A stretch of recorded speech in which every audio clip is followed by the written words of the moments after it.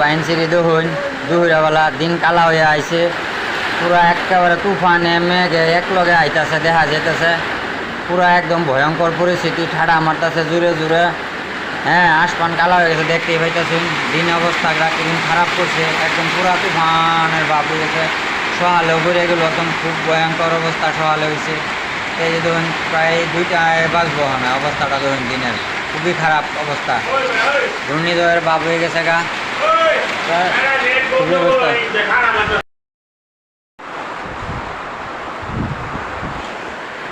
পরিস্থিতি বেশি একটা ভালো না, খুবই খারাপ।